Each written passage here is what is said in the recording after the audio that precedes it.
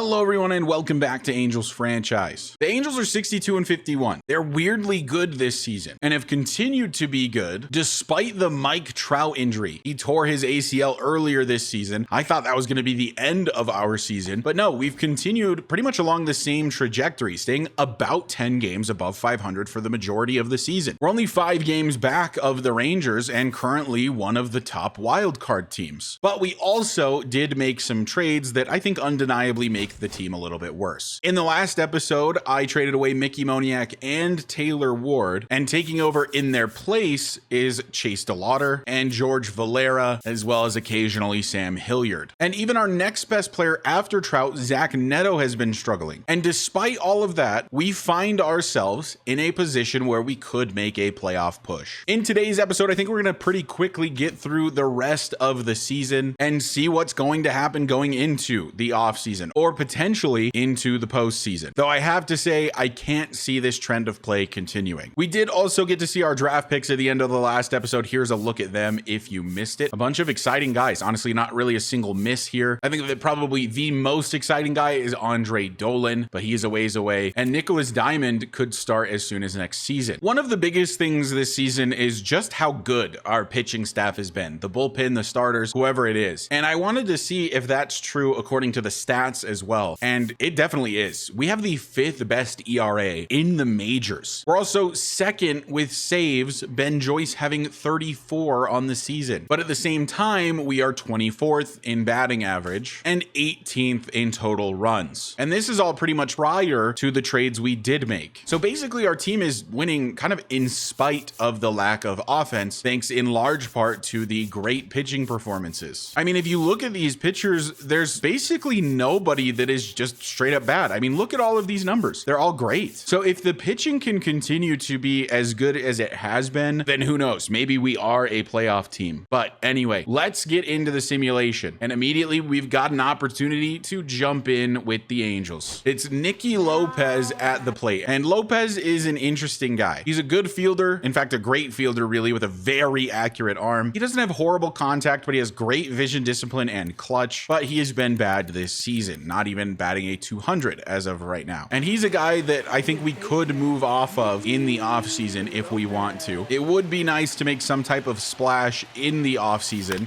acquiring somebody new, some big name free agent, as that will end the 6th. Nothing for Lopez. And now in the same game, top of the 9th, Ben Joyce looking for the save, facing off against Connor Joe. Joyce remains the closer for now and for the foreseeable future, I would say, but also has some competition. A couple draft picks in the last couple of years. Swing and a miss. Joe on a sinker in the dirt. Nasty from Ben Joyce.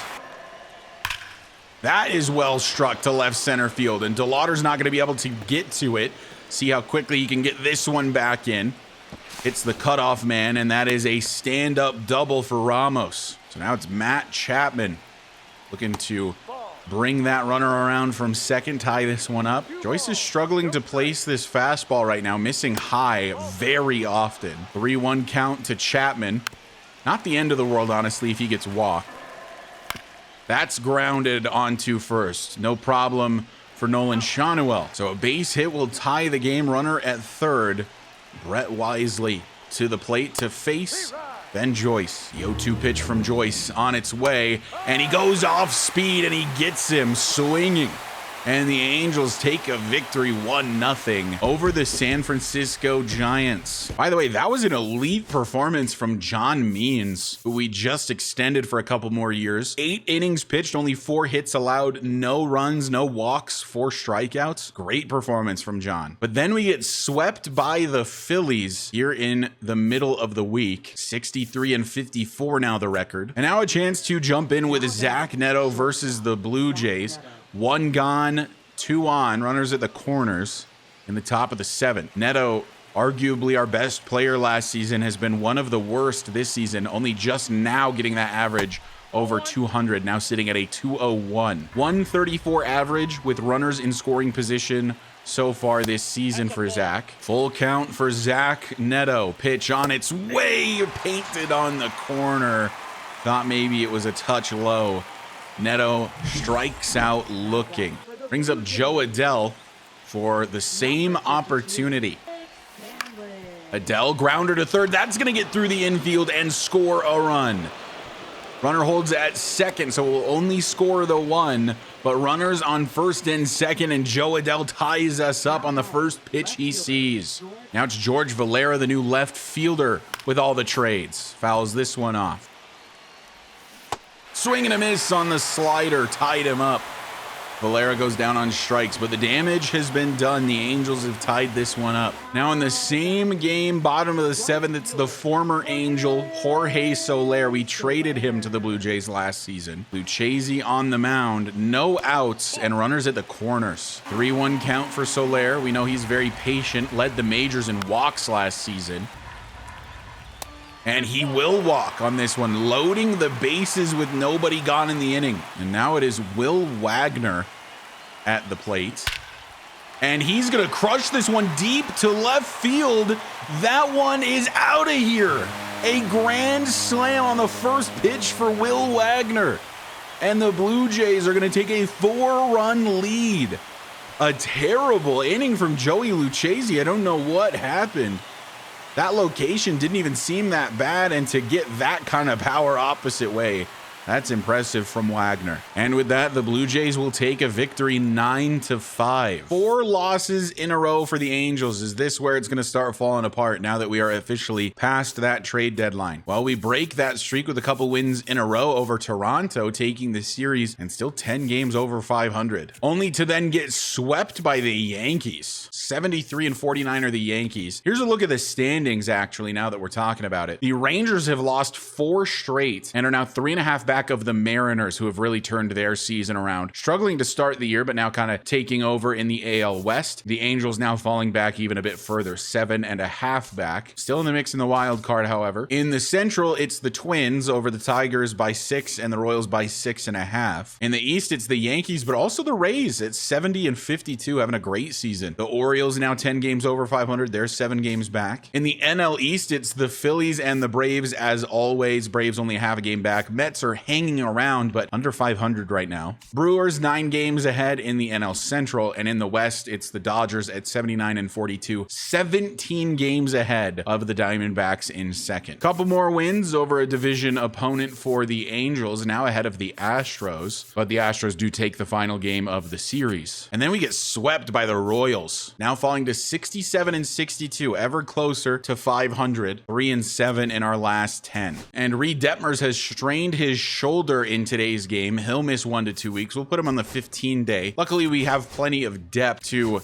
replace him in the meantime. I think Lucchesi just easily steps in to be a temporary starter. We win a series versus the Athletics, but lose the last game 0-12. Jack Kahanowick's beginning to struggle a bit. Still 5 games over 500. We're 70-65. Another series loss, this time to Cleveland. And we're about to enter the final month of the season and getting ready for September call-ups. So now might be as good a time as any to discuss who we'd want those call-ups to be. I think a pretty obvious one is maybe Ryan Noda. He's been pretty solid at AAA this season. He's improved quite a bit. An excellent bench player for certain. And maybe even a guy like Nelson Rada, although he hasn't been the best at AAA this season. He was injured for a period of time. To be completely honest with you, basically everyone has been cold all season in our farm system. There's been no real standout players. And I guess I mean that at least in terms of hitting primarily. Jorge Ruiz is an exception to that, but he is a D potential guy. Probably will never see the majors. But really, there's nobody here who's just been like absolutely raking at AA. And that includes Christian Moore, who once again has had a disappointing season and continues to just not develop very well. And at AAA, it's arguably even worse, as our top batter in terms of average is Chad Stevens and Cutter Coffee. Cutter Coffee, I think, is really the only guy you could call a standout. He does have a +7 to power against lefties this season. He's improving in every department except for speed and has had a pretty solid year. But to be honest, for batters, there's just nobody who's had like an excellent season that we can really look at and be excited about going into next year, which is definitely a shame. Pitching, on the other hand, there's been a number of guys playing pretty well, especially down at AA. But like Brock Burke has been really good so far this season at AAA, probably a guy we can call up. Victor Gonzalez has been really good since getting sent back down, but again, has not pitched much. At AA, though, you got Dave Williams, maybe our top prospect at this point, up to a 68 overall, improving every single day and having a great season. Sub 3 ERA, a 1.18 whip. Excellent year for Dave Williams. The pitchers just in general this season for the Angels farm system or otherwise have honestly been really solid. Like there's nobody with just absolutely atrocious numbers. Pretty much everyone is pitching at least relatively well with the exception of maybe like a Sandy Gaston. First game in a series against the Mariners back home in Anaheim. Aaron Ashby, one of our better relievers this season, pitching in this one. Top of the 8th with a runner on second, 1 out in the inning. Ashby trying to work that sinker. Full count to Rayleigh. Yoan Moncada, the former Angel, on deck, and we're gonna get to see him as Ashby had good pitches there. He just never chased. And what can you do if they don't chase? It's Yoan Moncada now as he looks at what should have been strike 1. And he looks at what should have been strike 2. 2 perfect pitches from Ashby, both called balls. And now it's 3-0. Ashby has worked the count back full. Looking to get Moncada to ground into a double play. Nicky Lopez can't make the grab. DeLauder show off the arm. That is a pretty good throw, but it's not in time. And Cal Raleigh will score from second. Moncada with the RBI. I thought we were getting the double play there. Nicky Lopez unable to get a glove on that. DeLauder has a pretty strong arm, not the best in the majors, got that in pretty quickly, but just was not in time. And you got to blame at least part of that at bat on the 2 missed calls at the beginning of it. This is Bo Bichette, by the way, the main free agent acquisition for the Mariners in the offseason, as we're going to try to turn 2 on Bichette, and that's exactly what we will do. 5-4-3 double play. Same game. The Mariners have taken a 2-1 lead, and now we are in the bottom of the 9th. Willie Castro looking to just get on base. We're going to try to walk this one off here in the 9th. This is popped way up into shallow left, and that is an easy out number 1. Brings up Joe Adell, having a bit of a breakout year this year, batting a .261, definitely a lot better than we saw from him last season. And Joe Adell on one swing is going to tie this one up. First pitch swinging, it always seems to work for Joe Adell. Number 7 rounds the bases to tie this one up. His 25th homer on the season. Joe Adell. I always end up swinging on the first pitch with him, and I feel like it works more often than not. So now tied at 2, we look to walk it off. Maybe Logan O'Hoppe can follow suit, having an excellent season, but swings at a bad slider. And when I say excellent season, I'm not joking. The guy's batting a .281, 360 OBP, 816 OPS. He's been really good this season. Again, the power just isn't there, though. Only 12 home runs on the year. O'Hoppe popped softly to shallow right center, out number 2. And now it is Nicky Lopez looking to be the hero. Looks at strike 1. So you can call strikes at the bottom of the zone for them, I guess. Okay. Lopez, opposite way. That's going to get down for a base hit. And the inning will continue here. Now it is Zach Neto batting 6th in the order. Still has not really turned this season around. Looking like he's going to end the year with probably a sub 210 average, if I had to guess, unless he goes on an absolute tear in September. Neto popped up pretty high to right, and that one is going to be the final out of the 9th. So we head to extra innings thanks to the solo shot from Joe Adell. All tied up at 2 apiece. Bullpen is severely lacking arms right now, so Brogdon might have to go a little bit longer than we'd want him to. There's only 2 other pitchers available right now. Right down the middle, but he swings past it, and it's a strikeout for Brogdon. This is popped up to left. Valera onto it. Should be absolutely no issues for him. Gets this back in quickly. 2 gone in the top of the 10th. No runs scored. Comes down to Bo Bichette now. Looking to bring that ghost runner around. Brogdon kind of dealing right now. Oh, but Bichette will look at one that touches the zone. Again, we do not get the call. That's grounded up the middle. Neto coming onto it. Has to make a strong throw, but gets him at first. That ends the top of the 10th. Really solid inning of work from Connor Brogdon, setting up the team nicely to walk it off in the bottom half of the inning. Chase DeLauder, he's batting a .208 so far this season in the little time he has been up at the majors. The Lauder grounder to second, and honestly, I think we're totally okay with that. Did his job, advanced the runner to third, and now basically anything in play scores that runner and wins us this game. Comes down to Anthony Rendon, who honestly has been solid for us. This will be his last season as an Angel, as finally his contract is up. And no, I am not looking to re-sign Anthony Rendon. He is more than welcome to leave. 1 ball, 2 strikes for Rendon. Definitely do not want to strike out here. But that's exactly what we're going to get as he chases out of the zone. Rendon down on strikes. 2 gone now in the inning. Is Brash going to be able to get out of this one unscathed? Or will Valera be able to walk us off? He swings at the first one, but he misses it. 3-1 count now for George Valera. Got Nolan Schanuel on deck. The 3-1 pitch is going to miss badly. Valera heads to first. And now a much more dangerous batter, Nolan Schanuel, comes to the plate. Matt Brash. Pitch on its way right down the middle, but there's 1 out too many. That's going to be the 3rd out in the 10th, and we head to the 11th inning. And we'll make a pitching change. Hans Kraus will come into the game. The 0-2 pitch to Randy Arozarena. He does not chase the slider out of the zone. Then he chases basically the exact same pitch. Kind of a tough play for Neto, but he makes it. And already Hans Kraus getting tired. Polanco, did he go? No. Swing and a miss on the circle change. 2 gone in the inning for Kraus. We're running out of pitchers to put into this one. Need to put it away. 1 ball, 2 strikes. Victor Robles. This one's going to get down. Going to need a strong throw from Joe Adell. Runners rounding third. It's off the mark, but O'Hoppe gets back to make the tag anyway. The throw from Joe Adell, not quite perfectly accurate, but accurate enough. To the top of the 11th we go. It's Willie Castro looking to bring the runner home. We're going to call time here, and we'll bring in Sam Hilliard to pinch run for Nolan Schanuel. That 80 speed might make a difference over the 40 of Schanuel. Remains to be seen, but need a base hit from Willie Castro for it to matter at all, really. 1 ball, 2 strikes to Castro. Grounder to short. We're not going to be able to advance the runner to third, but an error means that Castro is safe at first. An E6.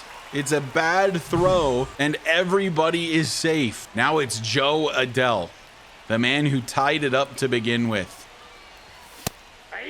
Had to swing at the first one, you know that. That misses badly, and both of the runners are going to get to advance on a wild pitch. Runners on second and third now for Joe Adell. The infield comes in. It's 2-2 the count. Adell swings at the slider out of the zone, and that's a strikeout, out number 1. And now they are intentionally walking Logan O'Hoppe, and they'll face Nicky Lopez. We might make a change here. But to be honest, looking at the bench, there is nobody else. This falls on Nicky Lopez's shoulders. They want the double play ball. Lopez not going to give it to him just yet. His season average with runners in scoring position is only a 175. Despite the high batting clutch. 2 balls, 2 strikes to Lopez. The pitch from Brash.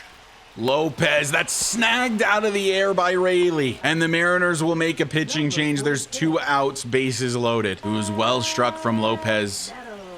Just catchable for the first baseman. 1-1 for Neto. Grounder back up the middle, and that's gonna do it. Zach Neto is the hero. He'll walk us off here in the 11th inning of this one. Sam Hilliard scores from third, and the Angels will win it. Much needed for Zach Neto, struggling all year, but gets us a victory against the division-leading Seattle Mariners. We ended up using so many pitchers in this one. Soriano, for whatever reason, only going 4 innings. I am sort of expecting we might see some type of injury report for him in just a moment. Neto did get 2 hits in this one. Excellent for that average. No injury for Soriano, just removed, I guess, after the 4th. Must have thrown a lot of pitches. His stamina is only 70, a little bit of a concern there. He's also beginning to regress a decent bit, being that he does have C potential with the 81 overall. So we lose game number 2 to the Mariners, and now we head to Sunday, and we'll lose game number 3, 0-1 as well. And now it is time for those September call-ups. And we're going to call it Brock Burke. He's been really, really good at AAA this season. Give him a chance experience in the bullpen for the rest of the year. And we will also call up Ryan Noda, who, by the way, has apparently surpassed Nolan Shonewell in terms of overall. And Nolan Shonewell's potential has dropped to C. Maybe he isn't the long-term first baseman for the Angels. Ryan Noda now has the same overall and higher potential. Not that I'm considering replacing Shonewell with Noda, but that has put an interesting wrinkle in things, as Shonewell has had his potential, drop to 78, not even just 79, down to a 78. So he is near max potential now. That's so fascinating because he's had a decent year. Not elite by any means, but it's definitely solid. It's serviceable. It's passable. I was not anticipating a potential drop for Nolan Shonewell. He's definitely a good player, but maybe not one of the star building blocks we thought he was going to be when we started this series. And with that, Ryan Noda is going to come up to the MLB team. He won't take over as a starter, but he'll just come off the bench. A series loss to the Pirates as we now begin the month of September. 72-69 is the record. We're still over 500, but we're now 11 games back in the division. Definitely not looking possible at this point. And in the wild card, we're also 4 games back there. So it's just slipped away from the Angels. This is kind of how I expected the rest of the season to go post the trade deadline. And we will probably just finish out the rest of the year here pretty quickly now that we've done those September call-ups. We kind of know what this team is about. Unless they start going on some crazy tear and have potential to make the postseason, we're just going to kind of let it ride. So now we're about halfway through September, 76-74. We might actually finish above 500. There's a real shot at that. But at this point, we are all but eliminated from the wild card. As the Mariners look to lock up the division most likely, let's go ahead and simulate the rest of this season. And that brings us to the end of the AAA season. The Bees actually finished 78-72, so above 500.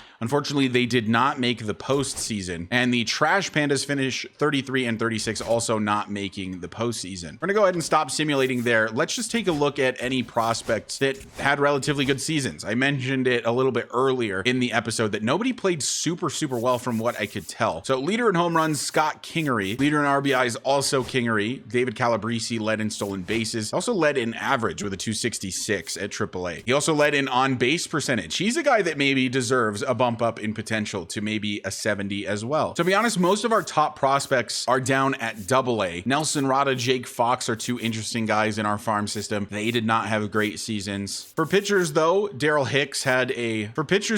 Daryl Hicks had a good season. Kloppenstein, good season. Aldegery had an okay season. Walbert Urena had a pretty decent season. Caden Dana continued to struggle at AAA, but he has seen a lot of improvement this year. +4s, +5s, nothing but improvement for Caden Dana. Love to see it. Jose Suarez has been good at his time in the minor leagues. He's actually improved a lot this year. Jason Emerson was really good for us. Had 31 saves on the season at AAA. And then as for that AA team, here's the position players. Jorge Ruiz, really the main standout. He's up to a 66 overall. Another guy maybe deserving a potential increase. Had a very solid season. Anthony Skull was good before going down with his injury. But the main guys we're interested in, Christian Moore, another poor season from Christian, but has improved in just about every way. So he is getting better, just really not at the pace you'd want him to, being that he is already 23 years old. Ricardo Perez, also not a great year down at AA, but has improved a lot as well. He is up to a 70 overall, +6 to the power against lefties. He's a pretty good fielder as a catcher. Very balanced player in general. Vance Honeycutt, an interesting one to look at. Just traded for him, obviously. Not a great year, but is improving in just about every way. Also a very balanced player. Ideally, him and DeLauder are kind of the future of the outfield for the Angels. As for pitchers at AA, it was kind of the Dave Williams show. Just kind of stole the show, became the ace of the team. Definitely deserves a stint at AAA next season. I was considering bringing him up to AAA, but I figured if he's cooking and he's getting these improvements he's getting, there was really no point in having him potentially struggle at AAA. George Klassen was pretty good, improved a lot this season. He's kind of fallen off my radar as a pitching prospect, but he's not bad. He's actually up to a 72 overall, and I think he should probably be at spring training next season. And then here's the rest of those stats if you're interested. I'll just scroll down the list of pitchers at AA. We are officially below 500 again for the first time in quite some time, as we've now lost 5 straight. And to finish out the season against Detroit, we will finish 79-83. So a pretty solid season for the Angels. Could have been better, obviously, if we had avoided injuries, although I think the plan was always kind of to do that mini blow up with Taylor Ward like we did, which I think is really what derailed the season. I mean, look at our August. Our August in particular was really bad. especially the middle of the week. We're terrible in the middle of the week. So here's the final stats for all of our players. Neto actually went back down under a 200 average, -7 to contact versus lefties. His discipline went way up this season. I don't know what is happening to the stars of this team. I probably should have sent him down to AAA at some point. I never decided to do that. I really thought that he was going to turn it around at some point, and he just never did. 198 for him is so